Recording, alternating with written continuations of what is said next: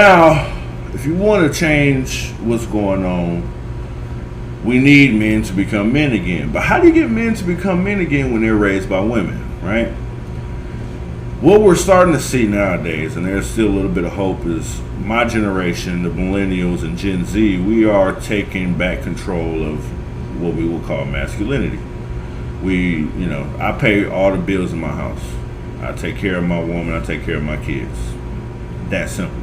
I don't have to put my hands on her, period, right? I don't make, I'm trying to make six figures, but hopefully by the end of this year, if you like to subscribe and support your brother, you might be able to make that happen. You know what I mean? But that's my goal, is to always provide for what I created, because my dad did the same for me. And the greatest part is he didn't have anyone around to teach him how to be a man. He was raised by a woman as well, so he got everything that he learned about masculinity out of the mud. He learned hard work, dedication, love for his family. He didn't have a father figure. It's a lot to that, and I kind of, I wish I could talk to my grandmother. I wasn't old enough and sharp enough when she was alive to sit down and ask her who the fuck our grandfather was, because she would never tell anybody. She took that shit to the grave, which is another thing we need to talk about with the greatest generation and the boomers.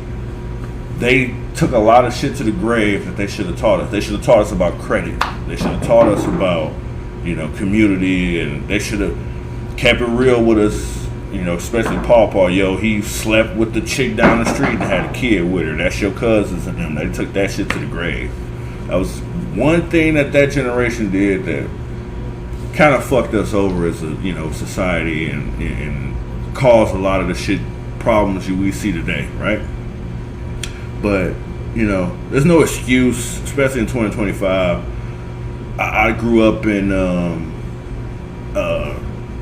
very traditional, old school black family, right? My grandmother held it down.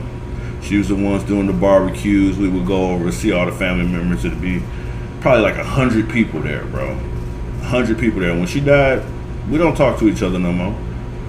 Partially because, it's hard to keep contact with a bunch of people you never really felt a connection to, and the only connection you felt through them is gone now.